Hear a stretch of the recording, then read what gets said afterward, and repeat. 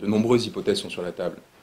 L'une d'entre elles, évidemment, vous le savez, j'ai travaillé à la Cour pénale internationale auprès du le premier procureur de la Cour pénale internationale. Après avoir été son stagiaire, il m'avait recruté. Ça m'avait permis notamment de rencontrer Abdoulaye Wade, Idriss Déby et un certain nombre d'autres personnes dans des circonstances extravagantes, dans des grands hôtels parisiens, enfin dans des situations qui m'avaient permis de voir déjà une partie de la dépravation d'une partie des élites néocoloniales qui avaient été installées sur les territoires ouest-africains et centrafricains.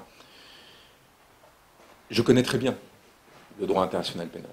Et je sais très bien quelles sont les conditions qui peuvent s'imposer justement dans la perspective d'une potentielle procédure pour crimes contre l'humanité à l'égard d'un certain nombre de dirigeants sénégalais, et en particulier de M. Macky Sall.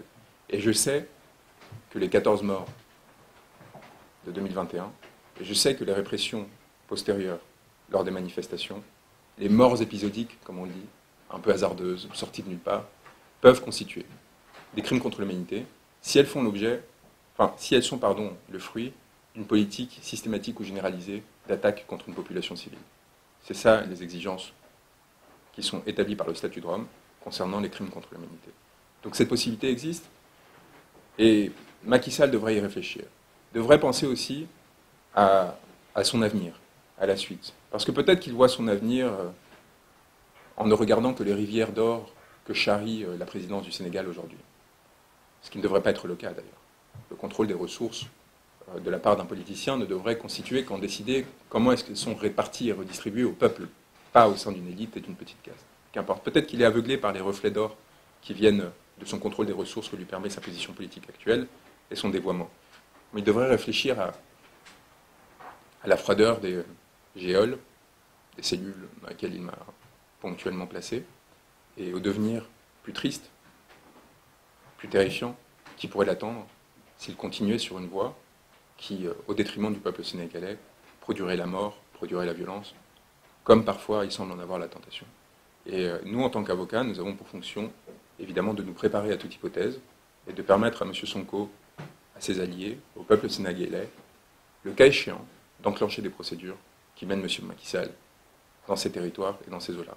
Donc, il y a là une décision fondamentalement politique qui devra être prise par M. Sonko et ses proches, décider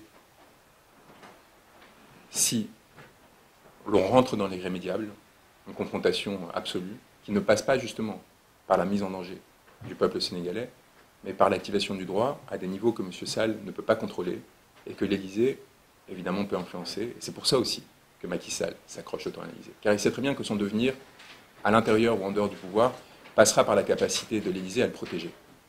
Et nous savons l'influence que la France a sur ces institutions internationales.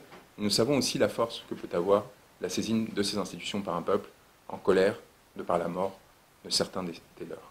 Et donc, à partir de là, c'est une porte qui est ouverte, qui méritera d'être réfléchie, d'être préparée, et le cas échéant, selon l'évolution de la situation au Sénégal et la capacité de M. Sall à comprendre qu'il a aussi beaucoup à perdre en jouant à ce jeu, de se dessaisir démocratiquement de son pouvoir et de laisser la place à une opposition ou à une succession qui soit démocratiquement élue, ou au contraire jouer un rapport de force qui pourrait être très coûteux et délétère à son encontre.